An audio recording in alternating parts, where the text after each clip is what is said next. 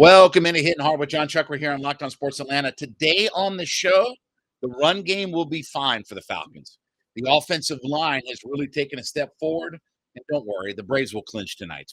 All of that, it's Hitting Hard with Jon Chuckery, Locked On Sports Atlanta. This is Hittin' Hard with Jon Chuckery, part of Locked On Sports Atlanta. And it starts now.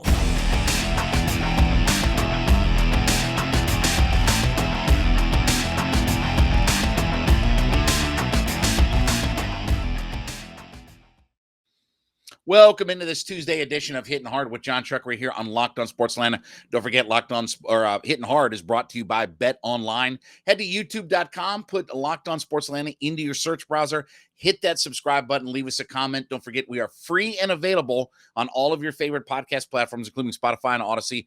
Download us for free, leave us a 5-star review. Amazon, Fire, and Roku. Check us out on those platforms now. Hit us up there, and of course, follow me at JMCH316 on my Twitter page. Well, we got bad news yesterday. Now we know why Cordarrelle Patterson didn't play a whole lot, especially in the second half of that game on Sunday, as he had to have some surgery and he's going to be on short-term IR, which means in the NFL that you have to miss the next 4 games. So we're going to be at least a month without Cordarrelle Patterson. Now, obviously, look, the running game has been the story for the Atlanta Falcons, right? And the change in philosophy and the fact that they've been so productive in the running game. And now, obviously, our number one guy, our RB1, is out this week as we get ready to head down to Tampa Bay and take on the Buccaneers. What does that mean for the run game? I think the run game is going to be fine, to be honest with you. Now, a couple of things about this.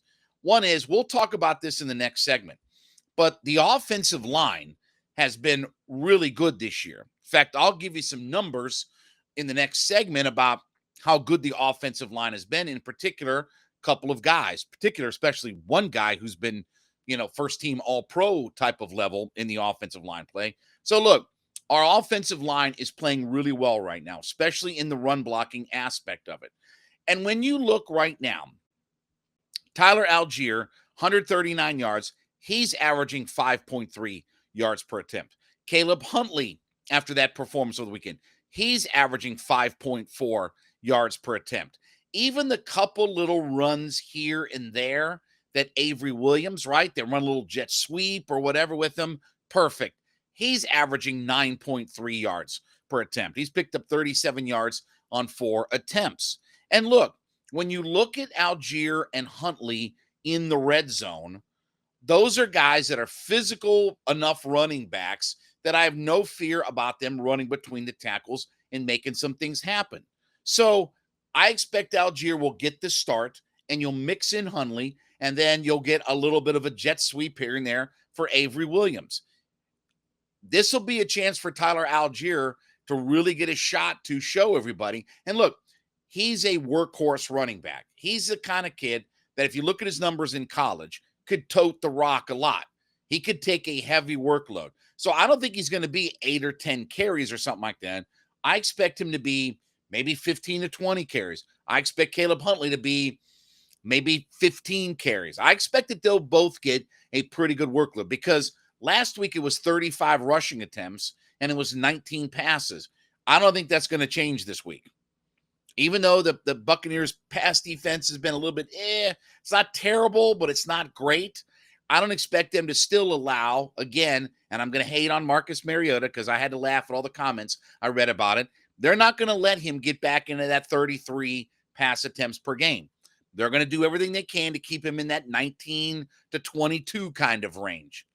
So they'll still run the football, but Algier will get a heavy dose. And I feel confident. Look, the way our offensive line is played and the way that those guys are accumulating yards, that 10-play drive on Sunday after, let's go back in time because I'm going to hate on Mariota again.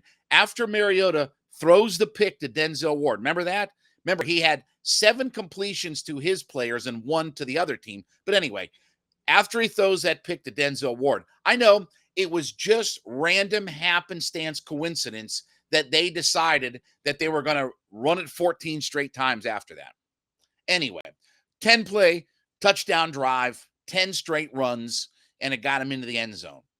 You'll get a heavy dose of that again on Sunday. They're not going to change their philosophy. The thing that I love about what Arthur Smith is doing is he is staying committed to the run. And even though at times last few years, that the Falcons haven't run the football very well, they have not stayed committed. Now, look, it's different when you have Matt Ryan. He's a throw first quarterback. He's a 700 attempt per year quarterback, right? He can throw it 700 times. Well, you don't want that out of the guy that's under center right now. I'm hating on Mariota again. Just want to make sure the audience picks up on all of this. But their commitment to the run this year, they are 5th in the NFL in rushing attempts. And what do I say all the time? Bill Parcells, what's the first thing he always said? He will always talk about, first thing I look at on the stat sheet is what were my rushing attempts? Not my rushing yards, not rushing touchdowns, not yards per carry, not passing yards, not this, not that. How many times did we run the football? And the Falcons I know that they're top 4 or 5 in rushing yards and all this, and the other. What they are is 5th in the league in rushing attempts. And that's part of how you become a successful run team. You have to stay committed to the run.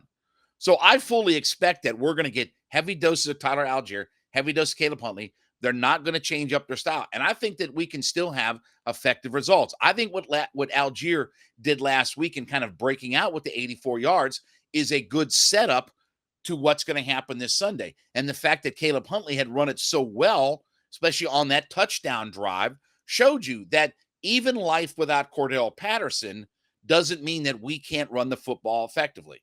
Now, again, we'll talk here in just a couple of minutes. It all starts up front, right? It all starts with those 5 guys up front blocking. And that's the area that the Falcons have been so good in this year, is they've gotten terrific offensive line play. It's been a definite step forward that we'll talk about here, but I feel very confident in the group of running backs that we have. And I like the way that Arthur Smith is willing to mix and match and use all the guys that he has available, right? You know, I like the fact that they'll mix in a little bit of Avery. I like the way that they use. It's only been 4 carries in 4 games for Avery Williams, but he gives you a little different look. Like, remember years ago when oh gosh, now I forget the kid's name, but anyway, or Tyler Gabriel, that's who I'm trying to think of. Kyle Shanahan would use Tyler Gabriel in that way, right? Little jet sweep here, little toss here, right? He didn't touch it very often, but when he did, he got you some nice chunks of yards. That's Avery Williams this year for this team. He is sort of our Tyler Gabriel. Yes, he's our punt and kick guy. That's first and foremost what his responsibility is. But you see a touch here, a touch there, right? They don't give it to him very often, but at least when they hand it to him, he goes and gets a play, and he gives you a change of pace out of all of it. So I like what Arthur Smith has done with his running backs overall in general. And then let's not forget, the one thing that Marcus Mariota can definitely do is run the football. And he will definitely be a featured part of the run game as well. I expect him to have a few more designed runs. And I think I'm right on this. I think the Falcons are one of the top 5 or 6 teams in the league as far as designed quarterback runs as well. You kind of expect that with Marcus Mariota because, remember, he only completed 7 passes. Folks, I'm hating on Marcus Mariota again. I want to make sure I got that in there and all that. And don't worry, he's only ranked 27th out of 33 quarterbacks in the league as far as his pro football folks. But I know I'm hating on Marcus Mariota. But I feel very confident about the fact that the Falcons will be able to run the football on Sunday effectively. I expect Algier, Huntley, Avery Williams, Mariota. I expect that 4-headed monster will keep the pace going and keep things fine. Their offensive line has been terrific, and I hate it that we don't have Patterson for the next handful of weeks, but I feel confident that we're still going to be able to run the football effectively. All right, I want to talk about my friends over at Bet Online. Listen, Bet Online is your number one source for all of your sports wagering. Listen, you want to be a smarter better, right? And you want to get in on the action. BetOnline.net is the place you need to go. Take that mobile device. It's real simple and real easy and real handy. Take that mobile device, head to betonline.net today. Esports, betting news, podcast information, stats, scores, everything that you want is available there, and you can get in on the action at betonline.net. You want to get involved in golf and football and baseball and this and that, everything is available to you right there. So take that mobile device, head to betonline.net today. Get all the news and information you need to be a smarter sports wagerer. Get in on the action. It's all available at betonline.net. It's where the action starts. So what did we talk about all through the offseason? You listen to my podcast, you listen to me on the radio. What did we talk about all offseason that had to happen if the Falcons wanted to turn the corner and become a more successful and a better offense? It was your offensive line had to play much better. And we talked about, we gave you the stats, right? They had 3 of the 9 worst pass blocking offensive linemen in the NFL. And we knew that there would be changes on their offensive line, right? And we have, as of right now, 2 new starters. Now, let's get the bad out of the way because we're going to get to a whole lot of good, right? Drew Dahlman at center has not been very good, but okay, because you've been good at left guard and you've been outstanding at right guard, you can afford to have, what did I say? You can have one bad offensive lineman. The problem last year was you had multiple bad offensive linemen and you stand them side by side. When you have Matt Hennessy and Jalen Mayfield standing side by side, remember I used to do this? You got bad results.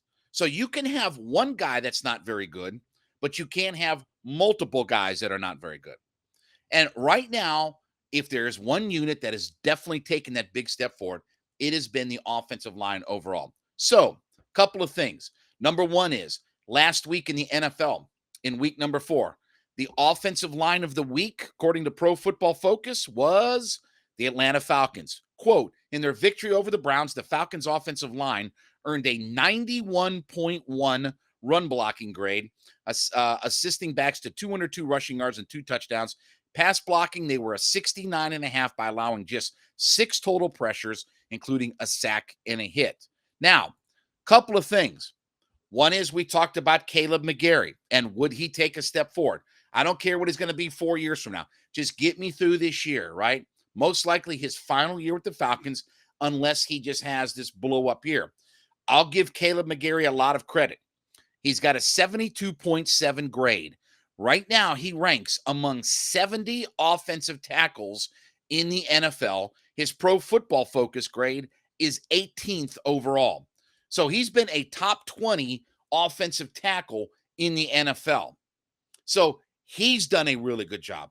Elijah Wilkinson has been a breath of fresh air into that offensive line. Jake Matthews has been fine. Then I've saved the best for last, okay? So let's talk about my buddy, Chris Lindstrom, okay? We talked about him last week and shown a little bit of love, okay? Through 4 weeks in the NFL, Chris Lindstrom is the second highest graded offensive lineman, period, in the league. Guards, tackles, centers. So remember last week we talked about Chris Lindstrom was the 3rd highest rated guard in the league. His grade this past week was a 97. That's almost absurd.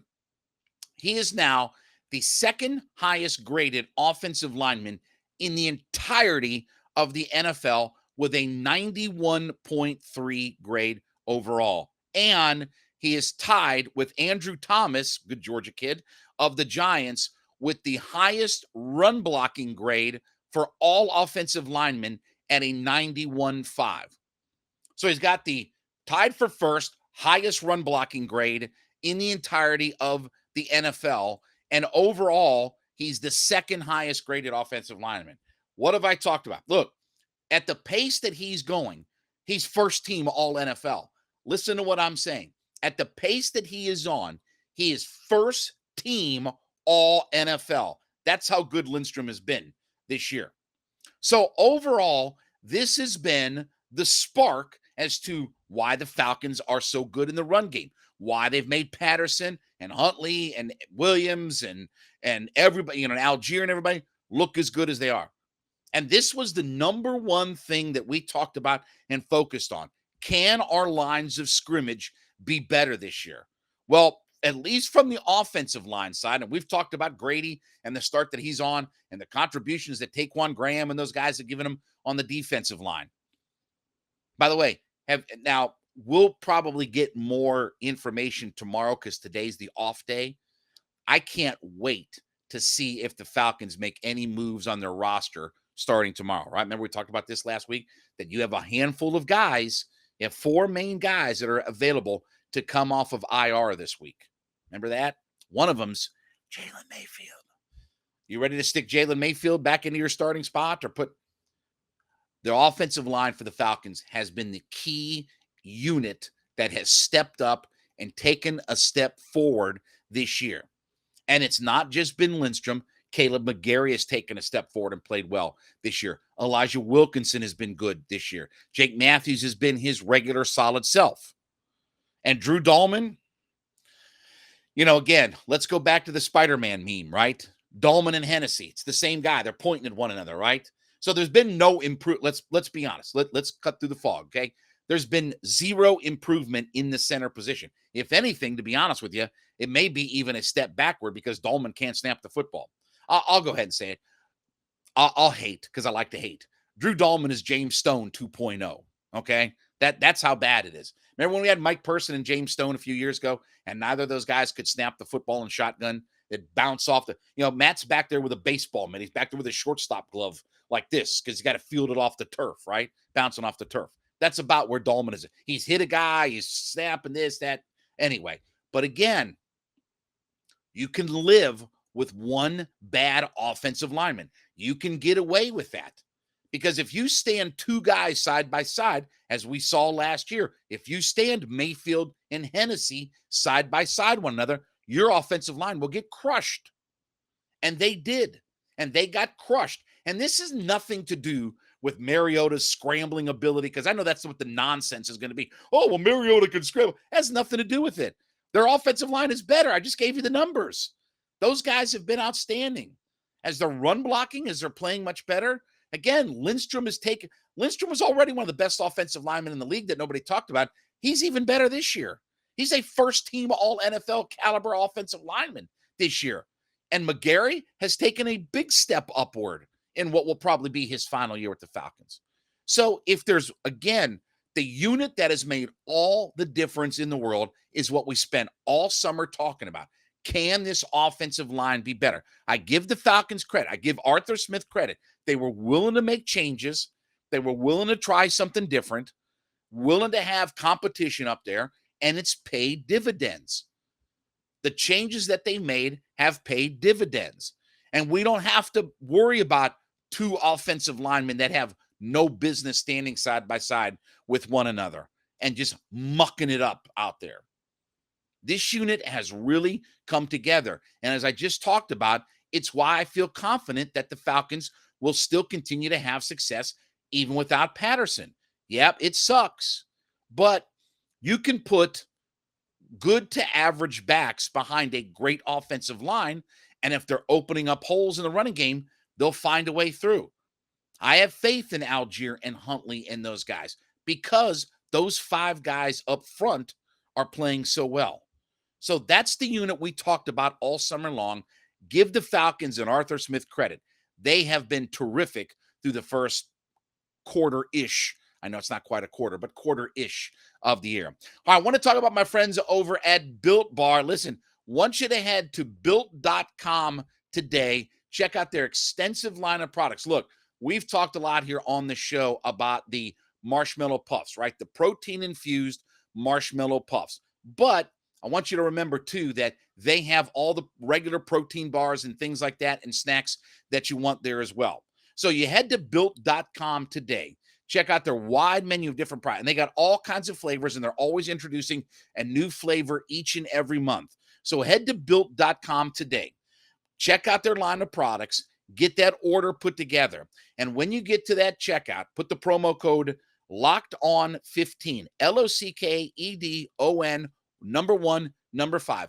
Locked on 15. Use that promo code at checkout, and you get 15% off your order. Simply for my listeners by using the promo code Locked On 15.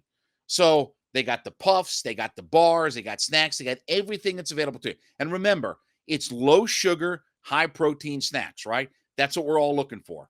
You watch your calories, you get high protein intake, but you don't have all the carbs and the sugar and everything that goes along with it, right? That's the problem with a lot of those different kinds of nutritional bars, quote unquote, right? Is all the sugar that gets thrown in there. Not with the bars at Built.com. So head to Built.com today. Get your order put together, and at checkout, use the promo code LOCKEDON15, LOCKEDON, the number 1, the number 5, 15% off that order at Built. So this is a PSA for all the Braves fans out there, right? Because I know there was a little bit of panic last night as the Braves got shut down 4-0 by the god-awful Marlins, and the offense couldn't get anything going. And obviously, all that we need to clinch the division is either a Braves win or a Mets loss, right? Okay? And there's a couple of games left, right? I'm here to tell all of Braves Nation, it's okay. The Braves will clinch the division tonight. So it's not just that the Braves have to play the Marlins again tonight. And you got, I know, everybody's favorite, Jake Odorizzi on the mound tonight. But the Mets do have a doubleheader. Remember, they got rained out last night. So the Mets will play a doubleheader today. So between 2 games for the Mets and 1 with the Braves, I feel immensely confident that we're going to clinch the division tonight and we'll be able to celebrate a division title. And give the Braves offense a massive amount of credit for how much they turned things around, both their offense and their pitching staff, how much things have turned around. In the month of April, the Braves were a -10 run differential, okay? In May, they were a -6 run differential. So for the months of April and May, they combined to be a -16 run differential. Since then, starting June 1st to now, plus 198. Little bit of an increase, right? 571 runs scored to 373 given up. Plus 198 since June 1st. So they've turned it around. So, look, I know there was a little bit of panic last night. I know people are, Braves, it'll be fine. Braves are going to clinch, and we'll get that. And look, worst case scenario. Here's the worst case scenario in the world. Braves lose tonight. Mets sweep the Nationals in a doubleheader. Okay? That's the worst case scenario. Guess what? You can hand the ball to Max Fried. You can hand the ball to Max Fried tomorrow because he would be your backup starter. Either Muller will pitch if they don't have to clinch, or if you have to clinch, Fried will get the ball. And guess what? Max Fried in a winner-take-all game, I'll take that. I got no fear, no issues. Worry about that. But I'm not worried about it. Kyle Muller is going to get the start tomorrow. You know why? Because the Braves are going to take care of business out there. By the way, I did want to bring one other thing up about it. Vaughn Grissom hasn't played since September 25th, right? He's going on almost a couple of weeks now that he hasn't played at all. And it's not as though they haven't played with a second baseman. They haven't just not penciled anybody in. RC has been playing second base. Could have sworn that people told me he was going to play left field. But anyway, we can discuss that another time. I could have sworn, though, that I was told that when Ozzie came back, he'd play left field to make sure his bat gets in. Well, RC is playing second base every day, but I don't see Vaughn Grissom. Anyway, it's okay. All right. So Chuckery was right about all that. But anyway, so back to my original point. Have no fear, Braves Nation. Tonight we will clinch and things will be good in Braves land, right? And look, obviously winning the division is first and foremost because that gives you the bye. I don't want to get into the wild card and mess around with, I got to see the Padres or whatever, okay? I'll take where the Braves are at and give me the division and we'll wrap this thing up. But you have to give their offense a whole lot of credit. We've talked about a lot on this show about how good their catcher position has been. They've gotten almost 40 homers and they've gotten over 100 RBI and 100 runs scored out of the catcher position. Say what you will about Matt Olson, but he's still a 30 and 100 guy. Okay? Austin Riley has had his struggles, but he's still a 40 and just about 100 guy. The guy that they'll need and the guy that you'd like to see get it cranked up, and obviously this has been a rough season, is Ronnie, right? Who I think for the month of September and as we get into the first couple of days of October is only hitting in this September-October stretch, only hitting like 236. And obviously the power is not there. And what's interesting is that in the games, in his 59 games, I believe it is, that he's played since the All-Star break, he's been thrown out stealing as many times as he was in the first half of the season. So, look, we know that he's been beat up, banged up, and if I would love to clinch tonight just because I wouldn't mind giving Ronnie and some of these guys a day off tomorrow. But come playoff time, we're going to need Ronnie not just hitting, not just getting on base, but creating that havoc on the base paths, right? That's what you want out of Harris and Ronnie and Dansby. And you want those guys creating their havoc on the base paths. So everything will be fine. We'll clinch the division tonight. There's a lot of moving pieces. There are 3 games that are going to be available that allow the Braves to clinch the division. But again, the worst case scenario is everything goes sideways and we hand the ball to Max Fried and say, here you go, Max. I hand the ball to the best left-handed pitcher in Major League Baseball and say, go win it for me, Max. Winner take all, do or die. I'll take that every time out there. But Braves are in a great position. It's going to be a fun playoff series. And we've talked about it. I think this Braves team is better than they were last year. And I had a chance about a month or so ago, I got a chance to talk to different former Braves players. Talked to Andrew Jones, talked to Marquise Grissom, talked to Brad Clance, talked to other Greg McMichael, talked to several former Braves players. They were all kind of in agreement with me. They think that this Braves team is better. They think that this Braves team is better than they were last year. And you look at the closer situation, don't look now, but Kenley Jansen's up to 40 saves this year. Remember all those struggles? Remember it was time to change and all this, that, and the other? Okay, he's been fine. He's been like every other closer in the history of Major League Baseball, except for Dennis Eckersley in 1992, when he was the most unhittable guy I've ever seen in my lifetime, right? He's gone through his stretches. But give the Braves a lot of credit because April, May, I don't know how many of us were sitting here thinking that, this Braves team is about to go on this massive roll and be a 100-win team. And by the way, this is the best team that the Braves have had since that 2003 team. You know, the last time that they were a 100-win team, the last time they had a 20-game winner, and all those things goes back to that 2003 team where that was Chipper, Andrew, and Sheffield playing in the outfield, Javi with his 40 homers, Marcus Giles raking like crazy, Furcal stealing bases like crazy, Vinny Castilla at third, right? That was that group that was, I think, 103 wins that year. This is certainly the best team that they've had since that group of guys, and all the records are circling them back around to that 03 team. But have no fear, Braves fans. Things will end up tonight. The Braves will clinch the division, will take care of business, and then we'll get a little bit of time to breathe and exhale, give some guys some much-needed rest, and then get ready for the divisional round of the playoffs.